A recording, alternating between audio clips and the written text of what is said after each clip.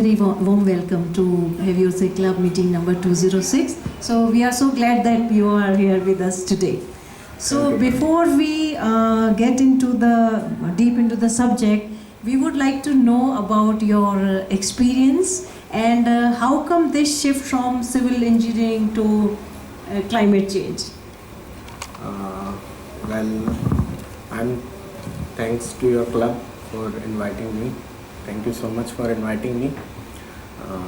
For this question, I would like to start with my education background. Actually, I come from civil engineering. If you know about civil engineering is the basic engineering. It's a branch of basic engineering. It's not a branch related to only and confined only to construction activities. It's a combination of all the branches. It's a mother of all branches actually. If we talk about our ancient era, there used to be only one branch of technology, that is civil engineering.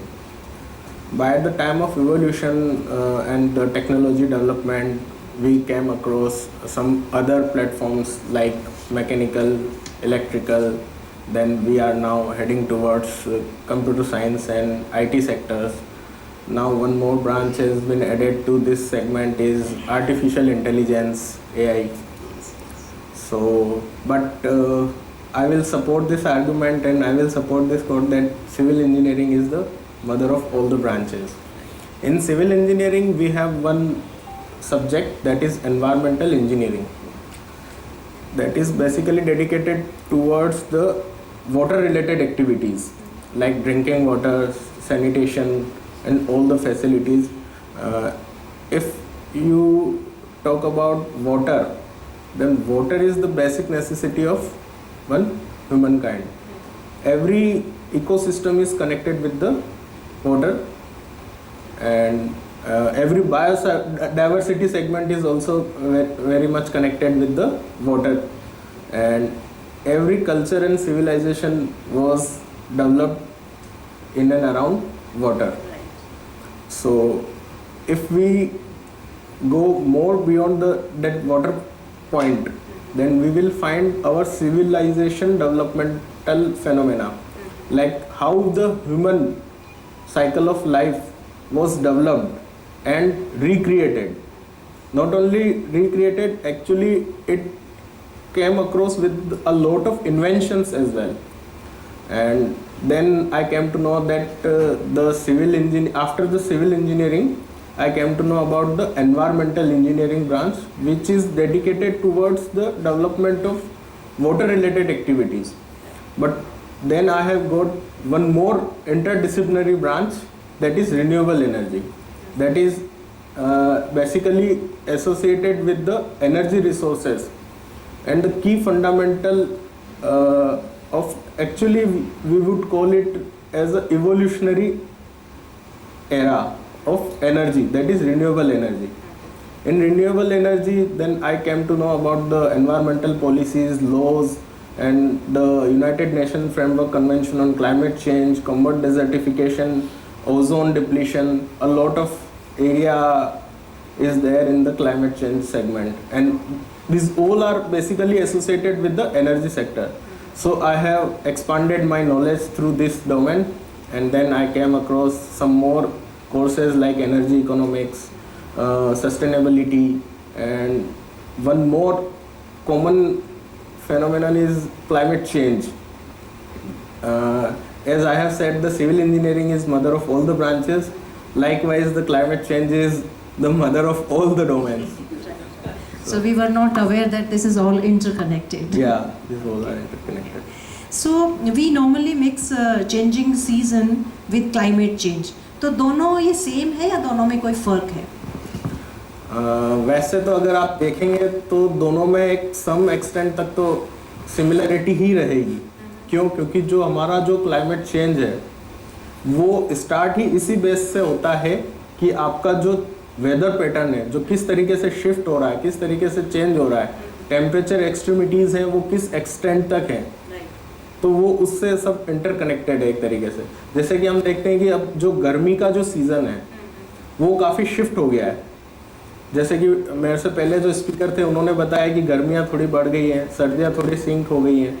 तो ये एक तरीके का एक some extent तक जो last speaker थे जो सर थे श्रीवास्तव सर ने जो जैसा बताया कि ये चलेगा एक पैटर्न, बस ये कि आप उसको किस तरीके से आप उसको रोक सकते हैं, मतलब मिनिमम लेवल पे लेके आप उसको आगे लेके बढ़ सकते हैं। तो इसलिए ये एक तरीके से तो सेम ही चीज़ है। Okay.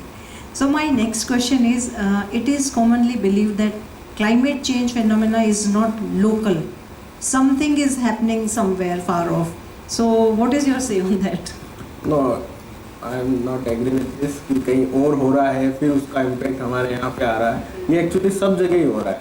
अगर हम जयपुर से ही बात करें तो मैं आपको एक लाइव एग्जांपल से मैं आपको समझाना चाहूँगा कि आप में से सब लोग जयपुर में हैं, तो आप एक छोटा सा एक टास्क करना, कभी भी एक बार रात को 9 बजे मानसरोवर में कहीं पे भी खड़े हो जाना, ठीक है, और वहाँ का टेम्परेचर रिकॉर्ड करना और वहाँ का एम्बियंस महसूस करना, और सेम टास्क नेक्स्ट डे करना 9 बजे ये राजभवन वाली जो हमारी रोड है ना, सिविल लाइंस वाली, यहाँ आप खड़े होना और यहाँ पे आप ऑब्जर्व करना।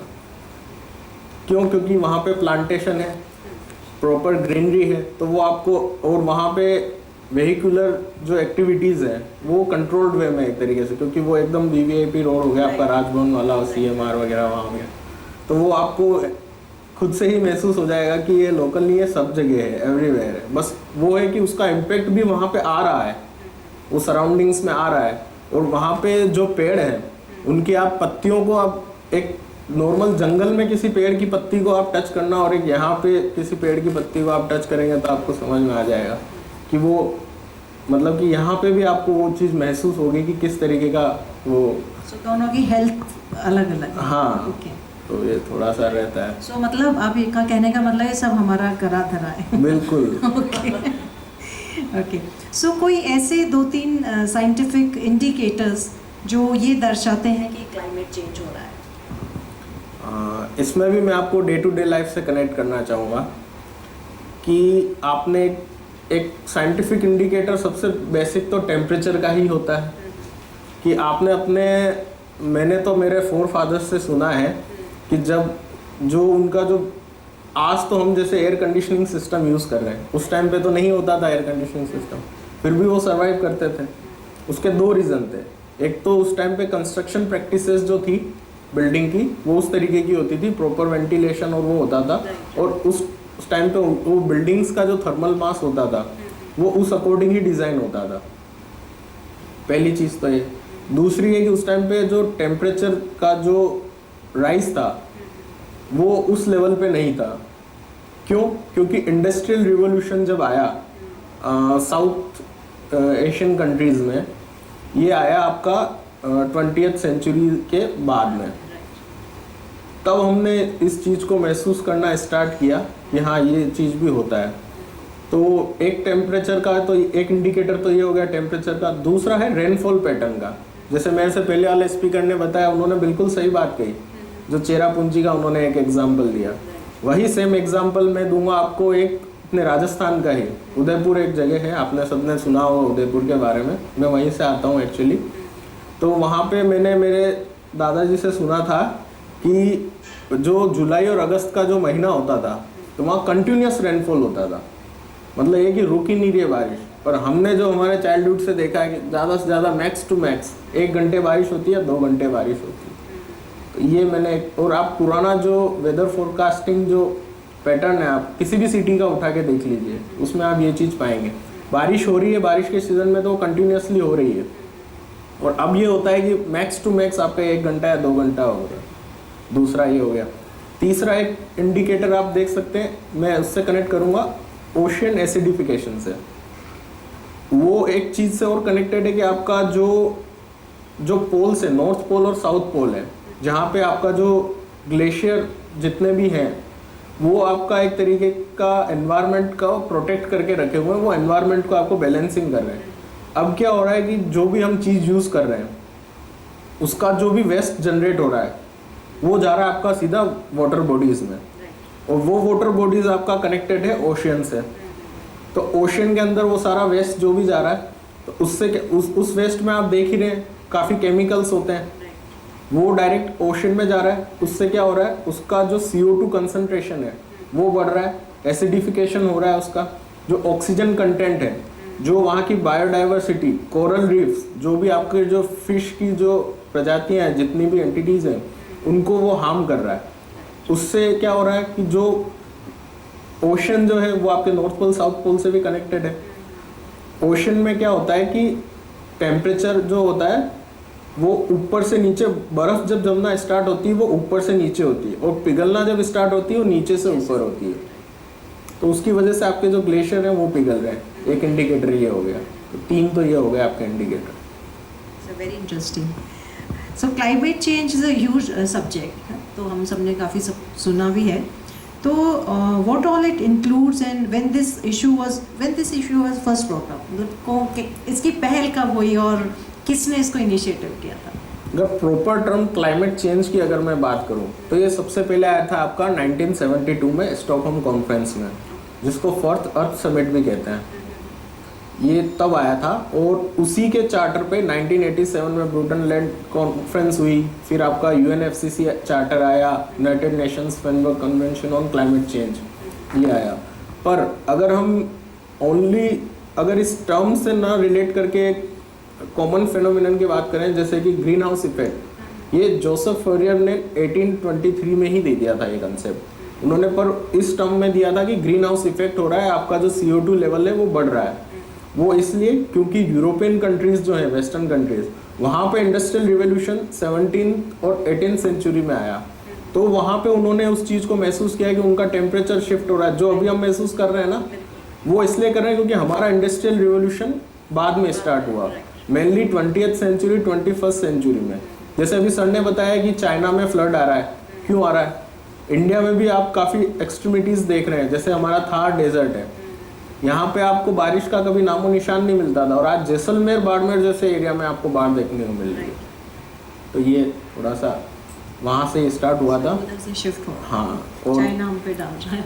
नहीं, ये तो हमारा सबका है, क्योंकि चाइना भी इंडस्ट्रियल जो रिवोल्यूशन तो चाइना को ही कल्प्रिट बता देते हैं। नहीं, इसमें चाइना और इंडिया दोनों हैं। पर हमारे साथ ये प्रॉब्लम है कि हमारे पास पॉपुलेशन बहुत है, और हमने क्या है कि उस डेवलपमेंट के फेज को अभी अचीव नहीं किया है। तो हम और हमारे से ऊपर लेवल पे भी वेस्टर्न कंट्रीज और डेवलप्ड कंट्रीज ऑलरेडी हैं, वो उसी रफ्तार से डेवलपमेंट कर रहे हैं, और हम उसके आधे पे भी नहीं आ पाए। तो या तो सस्टेनेबिलिटी तब मेंटेन होगी कि हम तो जिस रफ्तार से अभी डेवलपमेंट कर रहे हैं, जो इंडस्ट्रियल रिवोल्यूशन इंडिया में चल रहा है वो चलता रहे, पर side by side western countries उसको रिड्यूस कर रहे हैं। वो एक तरफ रिड्यूस तो कर नहीं रहे, और हमें बढ़ाना है। क्यों? क्योंकि एक तो हम उस लेवल पे, डेवलपमेंट के लेवल पे आए नहीं है, दूसरा हमारे पास पॉपुलेशन क्राइसिस भी है। तो ये पैरेलली चलेगा। इसीलिए आपने देखा होगा कि जो अभी जो लास्ट जो कॉन्फ्रेंस अभी हुई है, अभी अजरबैजान कहाँ हुई है, अभी बाकू में हुई है शायद, हाँ, तो वहाँ पे भी यही एजेंडा आया। लास्ट 3 पेरिस एग्रीमेंट के बाद से 3 या 4 कॉन्फ्रेंसेस में रेगुलरली ये चीज़ उठ रही है कि या तो आप डेवलप्ड कंट्रीज जो हैं वो डेवलपिंग कंट्रीज को कंपनसेशन प्रोवाइड करें, ताकि हम उन क्लाइमेट चेंज जो इंडिकेटर्स हैं उनको मीट कर पाएँ। पर उन डेवलप्ड कंट्रीज़ का कहना नहीं, हम आपको कोई कंपनसेशन भी नहीं देंगे, और हम भी हमारी रफ्तार से ही चलते रहेंगे, आपको हमारे बराबर आना है तो आप अपने हिसाब से आते रहो। और बात दूसरी तरफ वो क्लाइमेट चेंज की भी बात करेंगे कि क्लाइमेट चेंज हो रहा है। ये मतलब एक तरीके का मतलब दोहरी डबल स्टैंडर्ड है वेस्टर्न कंट्रीज़ का इस मामले में, और एक तरफ से वो फंड भी करते हैं। कई डेवलपिंग कंट्रीज़ में उनके प्रोजेक्ट भी चल रहे हैं, कार्बन क्रेडिट्स के और दूसरे इससे लिंक प्रोजेक्ट। तो ये थोड़ा सा बायस्ड ओपिनियन है, हमें अपनी व्यवस्थाएं खुद ही करनी है। सो इस फील्ड में आप काफ़ी समय से काम कर रहे हैं, राइट? तो गवर्नमेंट और अलग अलग स्टेक होल्डर्स के साथ जुड़े हुए हैं आप। तो अभी तक का एक्सपीरियंस कैसा रहा? कोई ऐसे ऑब्जर्वेशंस जो आप सबके साथ शेयर करना चाहें? मैंने तो गवर्नमेंट से स्टार्ट किया था, और गवर्नमेंट में भी कई सारे हमारे नॉलेज पार्टनर्स होते हैं जो प्राइवेट एंटिटीज़ होते हैं, जैसे WWF इंडिया है, वेटलैंड इंटरनेशनल साउथ एशिया है, GIZ इंडिया है, और भी कई सारे ऑर्गेनाइजेशंस हैं, उनके साथ भी मुझे काम करने का मौका मिला। UNDP के काफ़ी सारे प्रोजेक्ट्स हैं गवर्नमेंट में, ADBI के हैं, तो काफ़ी अच्छा एक्सपीरियंस रहा। उनका गवर्नमेंट के साथ कंट्रीब्यूशन जो है वो काफ़ी अच्छा है, रेस्पॉन्स भी काफ़ी अच्छा है, गवर्नमेंट भी काफ़ी उनका सपोर्ट रहती है, क्योंकि उनके थ्रू हमारे पास काफ़ी अच्छे जो मतलब उनके पास जो प्लेटफॉर्म है उसको गवर्नमेंट के प्लेटफॉर्म के साथ मिक्स करके हमने एक नया, जैसे मैं वेटलैंड स्पेसिफिक की बात करूं तो स्टेट में हमारे पास काफ़ी सारे वेटलैंड्स हैं, वाटर बॉडीज़ हैं, तो उनके लिए हम हमारे नॉलेज पार्टनर्स को एंगेज करते हैं, तो वो हमारे लिए जैसे प्रपोजल्स तैयार करना, उनके मैनेजमेंट एक्टिविटीज़, जैसे मैनेजमेंट प्लान हो गया किसी वाटर बॉडीज़ का स्पेसिफिक, तो वो हमारे लिए प्रिपेयर करते हैं और वो हमें सस्टेनेबल मेजर्स के साथ आउटकम्स लेके आते हैं और फिर हम उनको एडमिनिस्ट्रेटिव लेवल पे उसको इम्प्लीमेंट करते हैं। प्राइवेट प्लेयर्स भी हैं और गवर्नमेंट भी है। बिल्कुल। सो आपको क्या लग रहा है कौन ज़्यादा बेहतर काम कर पा रहा है? ये एक तरीके की रेल की दो पटरियाँ हैं। ये दोनों साथ में ही चलेगी।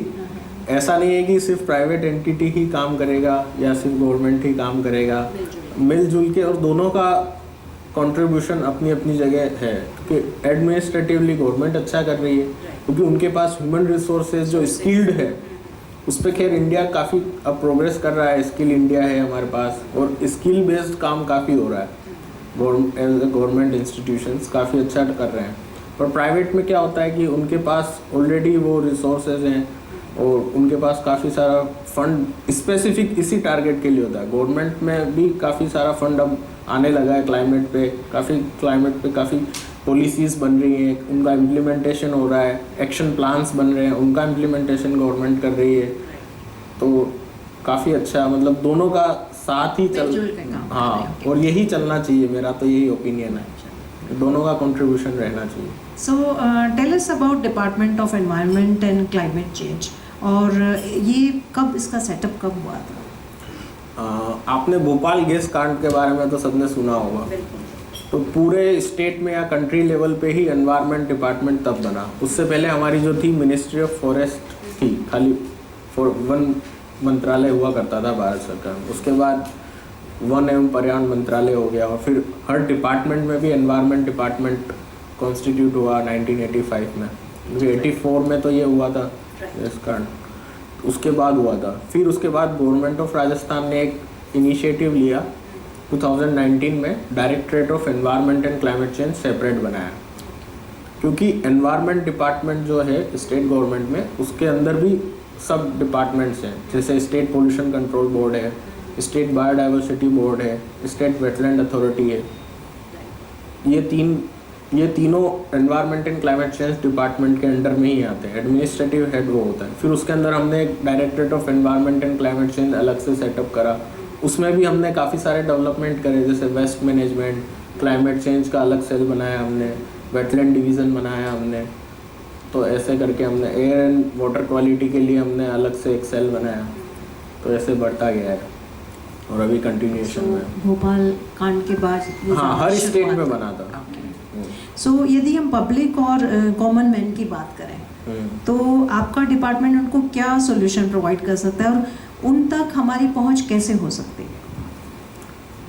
वैसे तो हमारा जो एडमिनिस्ट्रेटिव सेटअप है वो एज एन गवर्नमेंट में हम, जैसे हमारे मिनिस्टर साहब होते हैं, उसके बाद हमारे एडमिनिस्ट्रेटिव हेड होते हैं, फिर हमारे सेक्रेटरीज होते हैं, तो ये पूरा एक चैनल बना हुआ है, तो आप किसी को भी किसी भी लेवल पे आप अप्रोच कर सकते हैं, और मतलब क्लाइमेट चेंज से रिलेटेड ही नहीं, एनवायरनमेंट रिलेटेड, फॉरेस्ट रिलेटेड या प्लांटेशन रिलेटेड किसी भी एक्टिविटीज़ में आप अपने आप को एंगेज करना चाहते हैं एज ए नॉलेज पार्टनर या एज ए NGO, तो आप किसी भी लेवल पे आप कांटेक्ट कर सकते हैं।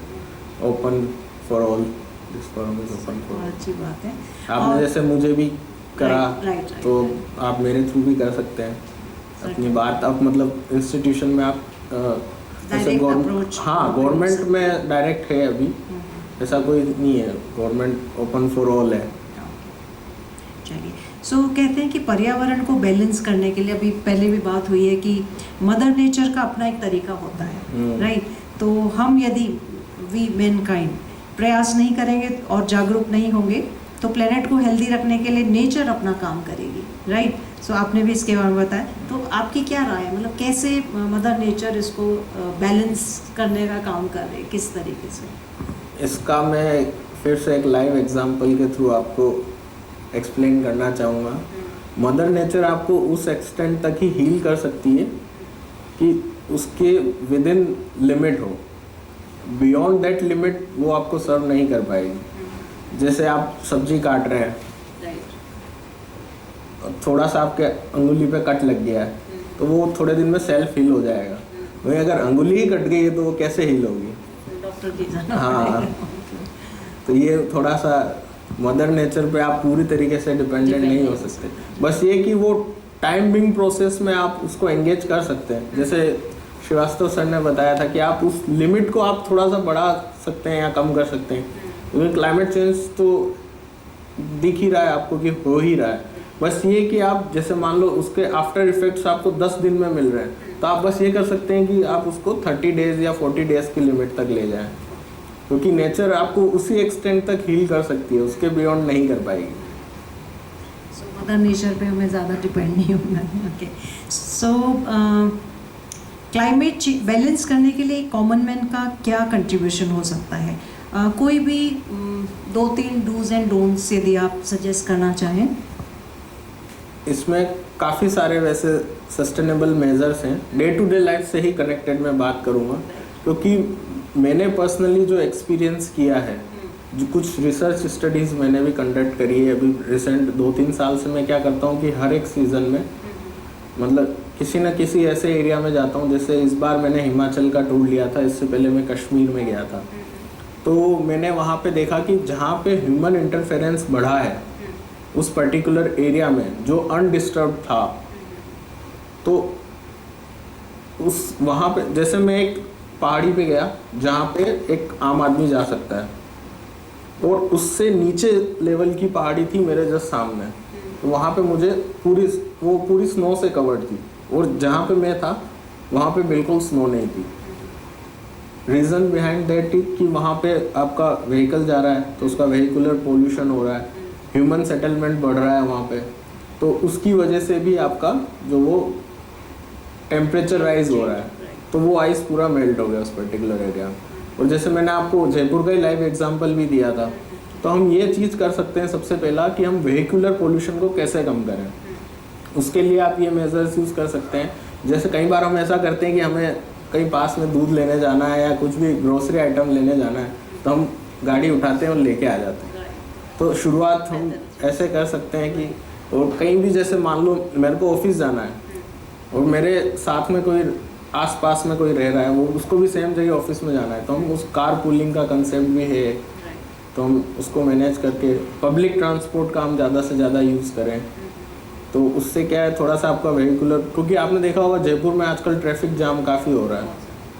क्यों हो रहा है? क्योंकि हर आदमी कार लेके ही निकल रहा है, तो उस वजह से हम ये छोटी छोटी प्रैक्टिसेस हैं तो ये कर सकते हैं। दूसरा, हम जो हमारे आसपास की जो वाटर बॉडीज़ हैं उनको हम अपने लेवल पे कंजर्वेशन एफर्ट्स करें। जैसे कई बार हम ऐसा करते हैं कि कोई भी कचरा हुआ डाल देते हैं कहीं पे भी, तो हम थोड़ा सा उसको वेस्ट जो भी हम जनरेट कर रहे हैं उसको प्रॉपर जगह डिस्पोजल करें। गवर्नमेंट का काफ़ी अच्छा इनिशिएटिव है कि आपका सेग्रीगेशन करते हैं, गीला कचरा अलग ले जाते हैं, सूखा कचरा अलग ले जाते हैं, तो हम उस चीज़ को मेंटेन करें। तो ये थोड़ी प्रैक्टिस है। बहुत लंबी लिस्ट होगी ये तो, हाँ, बट ग्रेजुअली हम लोग उसके बारे में जानना चाहेंगे। So final please guide us what all we should read, right, I mean listen, visit to build more awareness and knowledge about climate change. हम अपनी तरफ से क्या क्या एफर्ट्स और कर सकते हैं, कहाँ से सारी जानकारियाँ मिल सकती हैं?